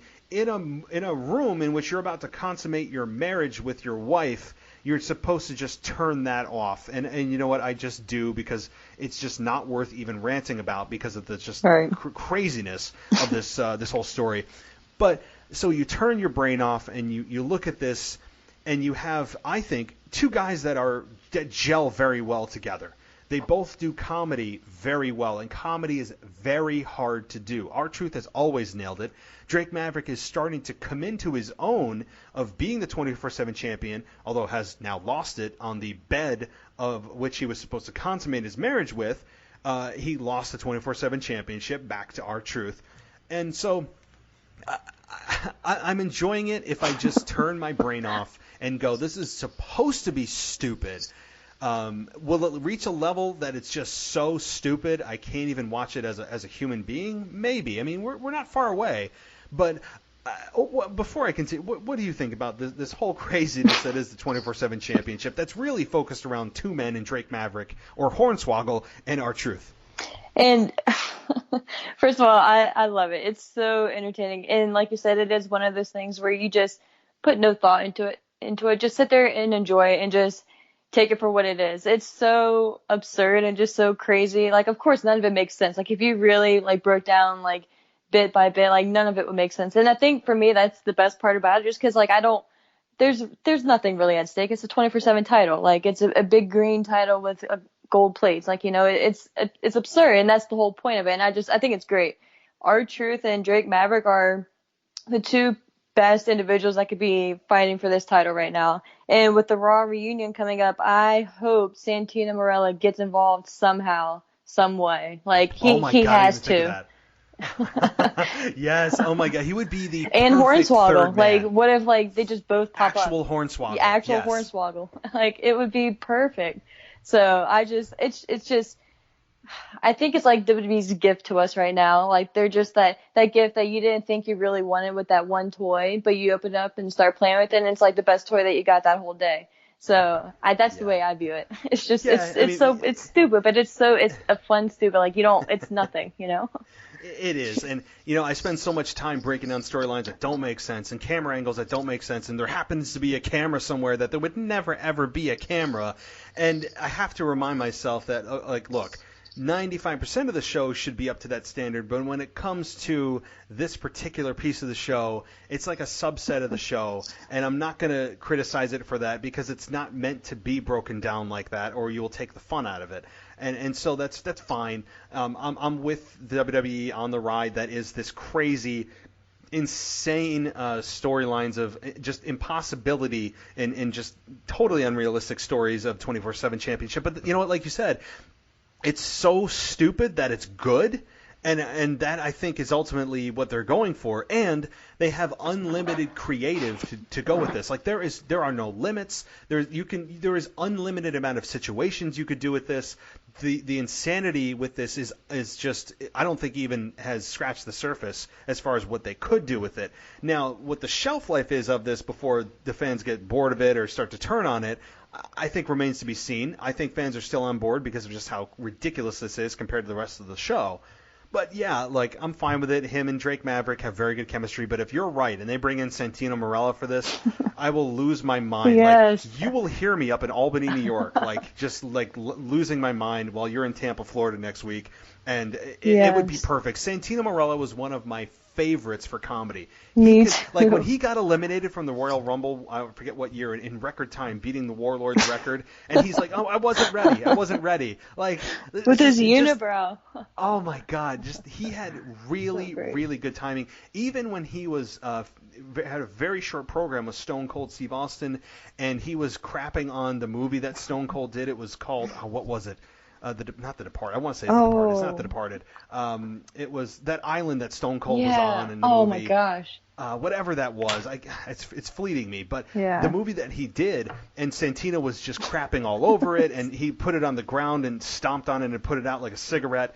And he said that tonight there's not going to be a glass breaking. Like, the words that he would say, and Stone Cold comes out and gives him a stunner. I mean, some of the stuff Santino's and him done, and Beth, like, how Beth had always put him on her shoulders, like, just every little thing. It's so great. I mean, Santino was one of my favorites with the comedy side of it. So, oh my God, if that happens, yeah, I mean, it makes total sense. It makes total sense that could happen. I mean, even if Santino's only there for the night, you can have him lose it again at the end of the night. Or, I mean, you could get it back to R-Truth or Drake Maverick.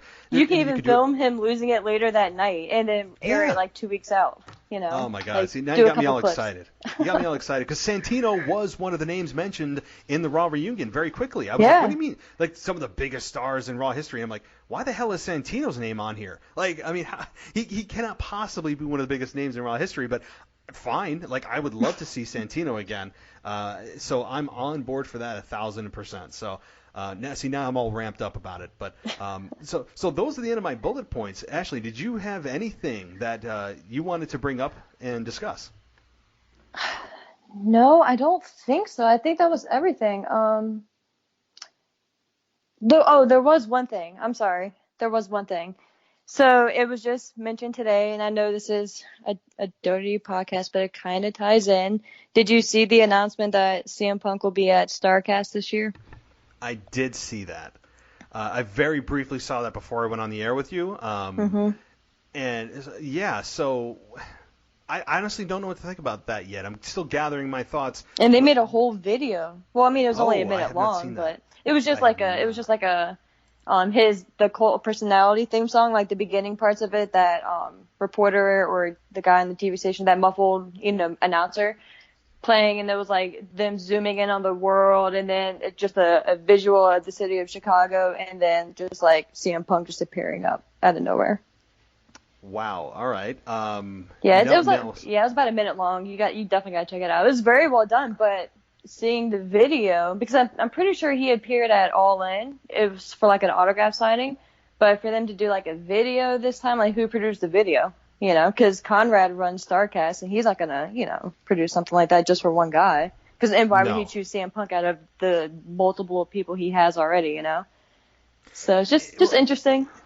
Yeah, I mean, look, CM Punk could be the top guy in any wrestling promotion the day that he debuts. I mean, yes, this is StarCast, so it's not like a promotion. It's not like AEW or whatever. But CM Punk returning would rock the internet to the point where it might break. He would, and I can't wait because I think it will happen. I know that wasn't your question here, but so I will check out the video. But the thought of CM Punk returning to a wrestling promotion, yes, WWE would actually be where I'd want to see him in a very short term, maybe for just like a WrestleMania match or something, because I think that ultimately CM Punk would not be happy again in WWE. But for him to return, it would just be, oh my God, like I would lose my mind. I think the entire internet wrestling community would lose their mind. But him appearing on StarCast, if I'm not mistaken, I mean, that would be the first significant wrestling event. It's a 4-day wrestling event at StarCast, and taking place in Chicago on Labor Day. Wow. Okay, so now I'm gonna watch this video the moment that we get off this show. Yeah, definitely check it out. And like I said, it was only about a minute long, so it wasn't anything too crazy, but it was short, sweet. It got right to the point, and it was just so well produced. It kind of reminded me of the sorry, my dog just ran by me. It kind of reminded me of the Jon Moxley video. Not too long, very well produced, completely different, but the production level. Because again, everyone was wondering who produced that video because it was so well done. For me personally, I haven't read anything. It's just me speculating 100%. But who produced the video, and why does CM Punk have a video? You have Sting being there. You have Jerry Lawler, Ric Flair, everyone. And the only person you make a video for is CM Punk. So I mean, you know, I don't want to, you know, start anything. But it was just very, very interesting. And he was right. Like the second they put that tweet out, he was retweeting it, interacting with the fans and everything. So it's just very, very interesting. And it would affect WWE, so we'll see how this plays out. Yeah, it would, and I think, you know, people have speculated, well, Shane McMahon using the best in the world moniker and tagline is WWE hinting that CM Punk's coming back. I don't think that's the case. I really just think it's Shane McMahon just being obnoxious. If CM Punk's music were ever to hit after Shane McMahon comes out and does that, like, could you, like, just think about that, especially if it took place in Chicago or a big market like New York City. Like, the reaction, like, I get goosebumps thinking about... Me too. Just thinking about Shane McMahon coming out and cutting one of his promos and talking about him being the best in the world, coming out, even bringing the stupid Crown Jewel Best in the World trophy with him, and all of that, like... And you know, you just are like, why the hell is Shane out here talking about this? And then you hear CM Punk's music hit. Like, people would lose... Like, I would lose my mind. I mean, it would just be a perfect setup, but I just don't think that's the intention behind Shane McMahon using that phrase.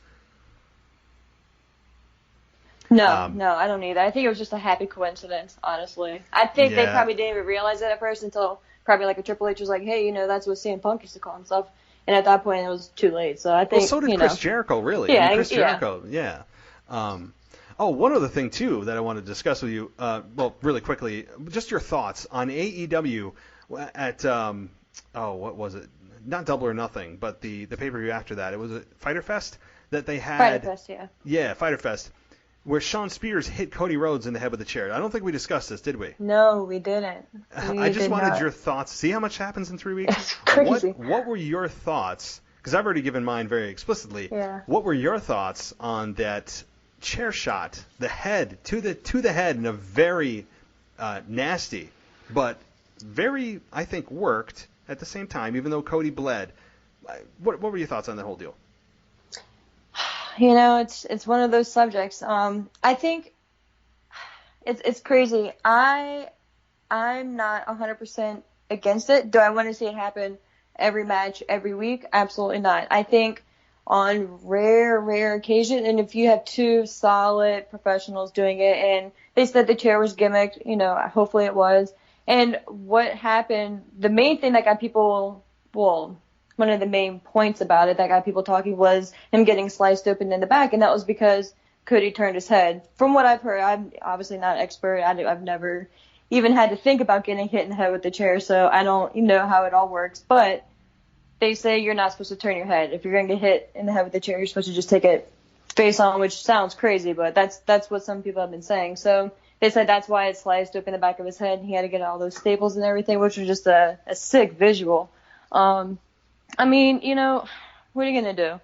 If it happens once every now and then, fine, but it's one of those things where it's like, some people compare it to smoking cigarettes. They're like, oh, well, it's going to kill you, but you choose to do it anyway. They compare it, now this is extreme, they compare, oh, well, he knows, the possible repercussions of the CTE and everything like that, but they're choosing to do it anyway. That's irresponsible. It's just one of those things. If they're going to do it, just be as safe as possible, and don't do it repeatedly, because it's that one chair shot was enough to strike all this emotion and commentary on it and interest in it. So you don't need to do it a lot, just maybe once a year, if that. So we'll see. I think people kind of blew it up more than they needed to. But yeah, so we'll see.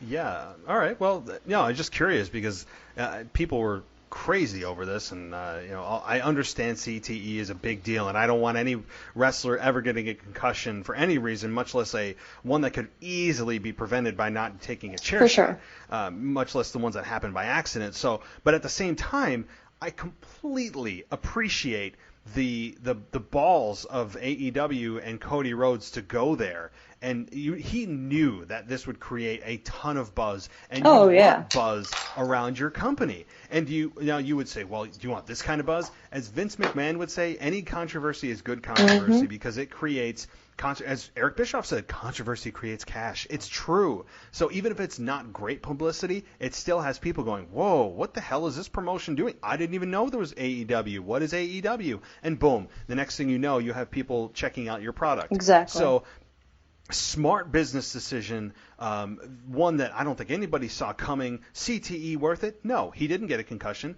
The chair was as worked as it could have been because you see it was like almost pre-dented, or it's a thinner version of the steel, whatever it may be. But my argument to that is, yes, he got cut open because the back of the actual rounded seat portion hit him in the back of the head. As you said, there's a better way to take the chair shot. And I've said this, and I'll say it again. If you believe that was a true, untouched steel chair, go to your local hardware store. Right. Go to the section that Those things are sells heavy steel and chairs. solid. They are super heavy, and I don't care how hard You'd you be hit dead. a human skull with that chair, it would not bend. It might make a very, very, very minor dent where you hit the person in the head, but it would kill. You would literally kill somebody. So if you don't think that WWE over the years has gotten gimmick chairs from manufacturers of saying, don't put steel, put a bendable, less solid metal on the seat, right, you're kidding yourself. So I think that they clearly did that here and tried to protect Cody to the best of their ability. And I don't think Cody put his life on the line here, but regardless if it's gimmicked metal or not, it's still not a great thing to do, as you said, on a weekly basis. I would want it when it's a feud that like really, really, really warrants it, and the chair is as safe as it possibly can be. Even if it doesn't look like a real chair, I don't care. I mean, I'd rather have the performers be safe than have them try to kill themselves over something that they want to make sure looks real. So I applaud Cody, but again, I'm not for concussions, so I'm kind of with you on that front. Yeah, and one last point about that, I think the spot that Darby Allin took, that no-look backdrop onto their apron, was way more dangerous and more life-threatening down the road if you want to be real about it, and more just not needed than the chair shot was. So just my take is when I saw him do that, I cringed, and I had to cover my face because I just couldn't look. I was like, oh my gosh, he just broke his back. Yeah, it was brutal. True. Yeah, when you think about it, like a spot like that has got infinitely more risk, I think, at times, because that's something that has very little room for error. I mean, right? If he was off by 2 inches, done. Think about either it. way. I mean, you're paralyzed yeah. here. I mean, So, yeah, you're right. I mean, but as a whole, too, you could say that wrestlers are putting their lives on the line every single day that they come out, and they could get a broken neck from a simple clothesline or something simple. And so, I don't think people realize that as well. So, yeah, that spot made me very uncomfortable too. But I don't know. AEW is doing what they can to get themselves noticed, as they should. And October is going to be crazy if you're a wrestling fan. Like, think about what is happening. Yes, AEW is having their weekly show debut. So it's I don't think going to be Monday Night Wars Part 2, but it's going to be interesting to see how AEW differentiates themselves, how they step up their game, what they do to present their product in a different way from WWE as the alternative. On the flip side, you have WWE, who has their massive, extremely lucrative deal with Fox happening in October. How do they step up their game to satisfy the Fox executives, to make sure they don't get put on FS1, to make sure that they're satisfying stockholders and shareholders, and they're keeping the interest of fans and having ratings not tank?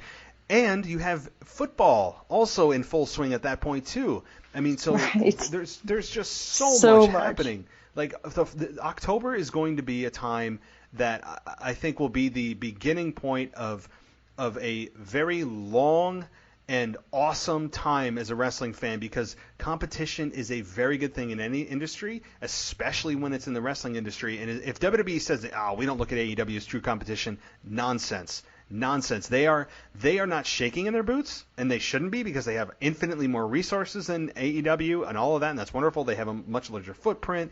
They have a much larger audience for now, but they cannot just brush off AEW as non-competitive and this little pissant company, as Triple H like to label them as. They need to take a serious look and say, hey, they're not a threat now, but will they be? And what do we need to do to make sure that they don't ever take away our fan base?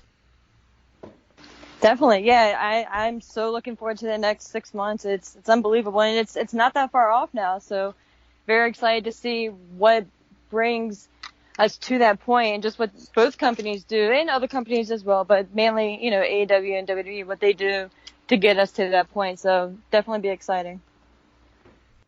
It will be, and it will also be exciting because cooler weather comes in October, and I'm looking forward to that. Not snow and cold that lasts for 6 to 8 months up here. It's kind of like 75 degrees and sunny. That country song "Sunny and 75." That's kind of where I'm living at. So, well, Ashley, look, I am super jealous that you'll be going to Tampa next week. Send me your photos if you see Santino Marella. And that happens, we can take credit for that happening, because you heard it first in the show that Santino Marella is going to be the reason for the spot with the 24/7 championship, because I think that's a hell of an idea. But I'm super jealous, and you'll have to definitely let me know how everything goes, and maybe let me know how things go in person, because sometimes in person gives a different perspective than watching at home. Oh yeah, I definitely will.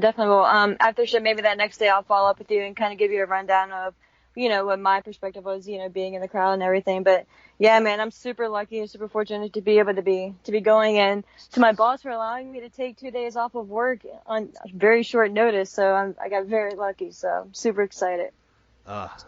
All jealousy here. All jealousy. If I didn't have a 1-year-old at home and all of that, man, I'd be on that flight, and I'd probably be down there with you. When I saw that it just got dropped, I'm like, oh my God, where is it? Like, if it's in New York, if it's near Boston, like if it's anywhere within like a 200 and 300 mile radius, I'm going. Yeah. And it's like in Tampa. I'm like, damn it. Well, listen, enjoy your time. Try to stay cool, and before you go, though, let everyone know where they can find you on social media. Yeah, thank you so much. I'm on Twitter at ASHMANNS, so go ahead and give me a follow, and we can talk some wrestling. And she definitely will talk wrestling with you. That's not just a line. She will. So, Ashley, it's always a pleasure. Thank you so much for joining me and taking your time out of your evening and joining me on the show. And enjoy the Raw reunion. And when Stone Cold comes out, I will be cheering at home. He's my favorite of all time, so I'm super jealous you get to see him live, and Hogan, and whoever else shows up. So enjoy your time and enjoy your night, and thanks again for coming on. I will. Thank you so much for having me. We'll be talking soon. Absolutely. Take care. Take care. You too. All right. Bye. Are you looking for a new podcast? Check out the Giant Voices podcast. My friend Carson Jones has on celebrities and entrepreneurs that have worked with huge brands like the NBA, Terrell Owens, and the host has worked with athletes like Arian Foster, Dennis Rodman, and others. Giant Voices has the experts and entertainment factor that will entertain but also teach you how the world of podcasting works. Check out Giant Voices on Apple, Spotify, or anywhere podcasts can be found.